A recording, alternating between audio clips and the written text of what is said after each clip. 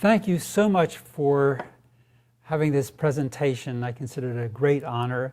I wanted to thank Mario Iribarren for his excellent translation and Andres Cristo for the wonderful introduction that he did for the book. I thought I'd talk about just sort of the genesis of the book, what it's really about. I mean, here we are, supposedly the most intelligent life form, at least on this planet, and yet somehow we are the only species that has designed and actually built the means of our possible extermination. How did this come about? And in exploring that, I kept coming back again and again to American culture, because it is the United States of America and the culture of the United States that has created these super weapons that lead to the possibility of actually extinguishing ourselves as a species. And it also leads to America as the leader of a situation in the 21st century where we find ourselves in perpetual war with no apparent way out. The title of the book is War Stars, not Star Wars, but War Stars.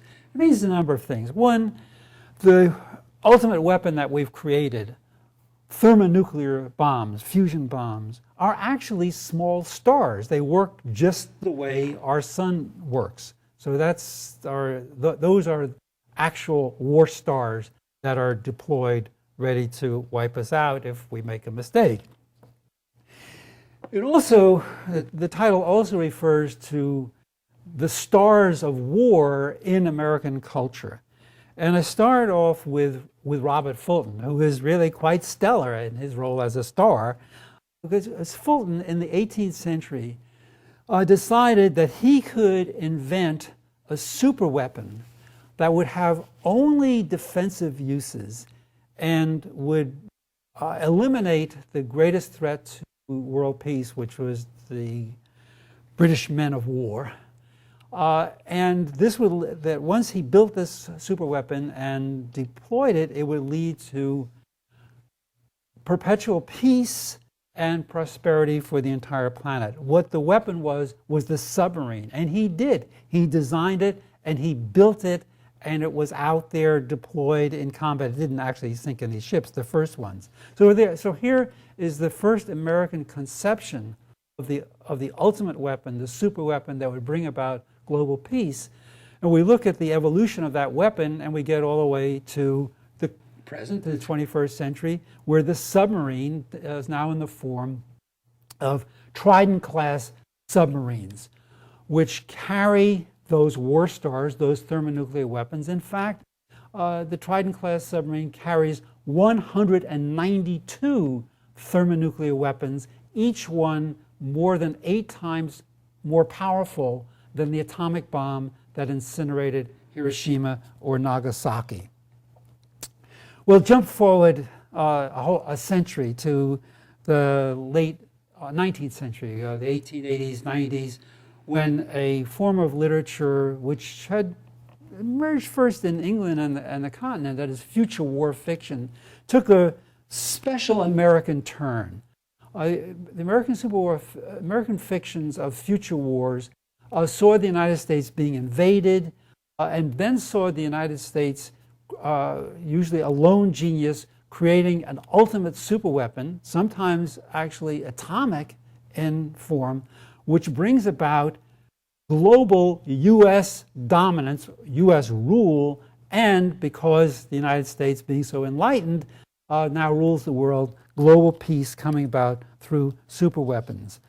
Toward the very end of the 19th century, in 1898, there was an American response to the H.G. Wells novel War of the Worlds called Edison's Conquest of Mars, which took this to another level. It took it to an interplanetary level, and has Thomas Edison designing a whole fleet of spaceships which goes to Mars and exterminates the entire population of Mars. This was serialized in a New York newspaper. The first issue, the first episode in the serial on the newspaper shared the front page with the news of the USS Maine departing for Havana. This is 1898. 10 years later, flash forward 10 years later, Jack London writes a story called The Unparalleled Invasion, in which the world threatened by the masses of the Chinese population is saved because a U.S. scientist designs bacteriological warfare, which is then implemented on China and exterminates the entire population of China. And this is supposed to be a blessing, which once again brings about a universal global reign of prosperity and peace. That story appears just 3 years before we have the first use of the airplane as an actual bomber attacking, in fact, the civilian population. Where was that? Libya, 1911. This year is exactly the centennial of that bombing. And that bombing developed, the British developed it in what they called control without occupation, bombing the civilian population of Baghdad in Iraq. And this developed into the fascist theory of bombing articulated by General Due in Italy, the fascist air force.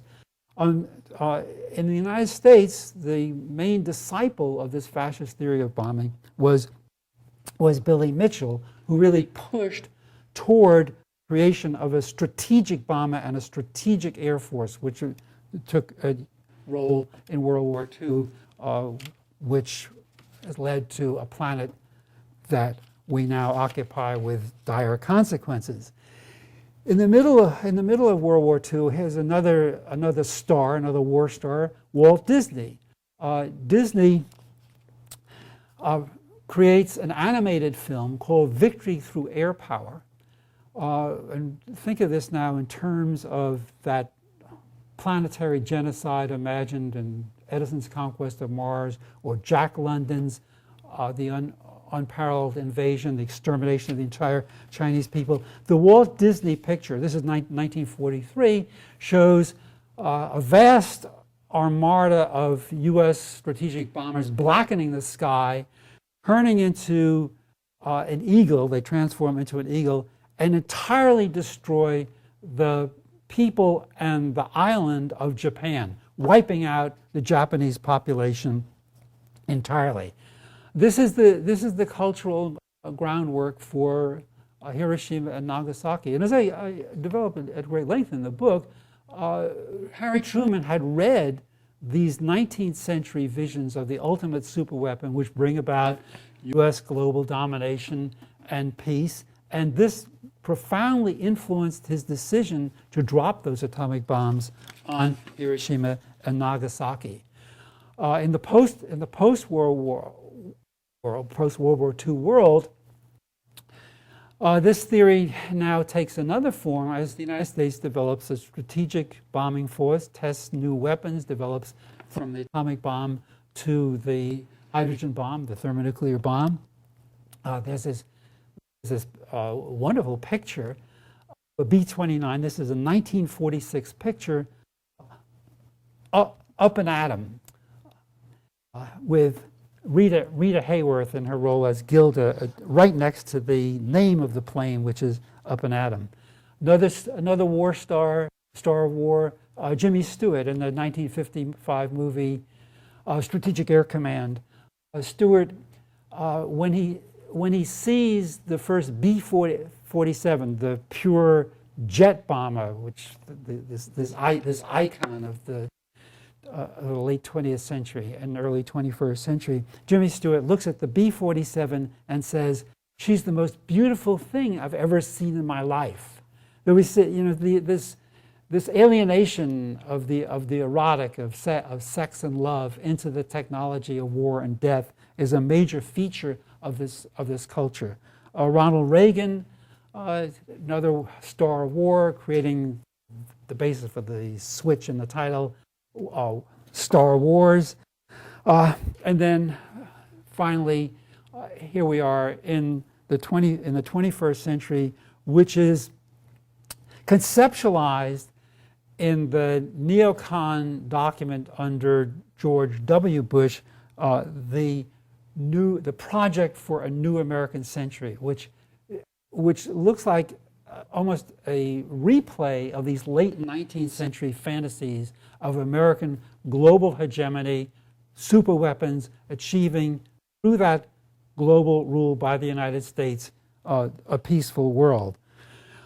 With all the fantasies that of America under attack by these powerful weapons and superweapons, when the attack finally comes, providing the opportunity that the plan is for the new American century we're hoping for, it comes not in the form of some advanced superweapon, but 19 guys armed with box cutters.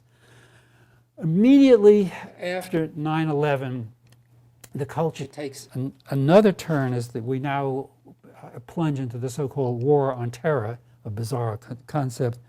Within 2 months, Rupert Murdoch's Fox system was airing the serial 24, which shows the way to protect the world from the terror is to use torture and other extreme means to stop the, quote, bad guys from destroying the world. Well, this is in a nutshell how we got from the 18th century to the 21st century, the so-called new American century, and the role of the superweapon. By the time we get to this, the imagined superweapons projected in George W. Bush's speech, which gets Congress to authorize the Iraq invasion, the imagined superweapons become the means to plunge us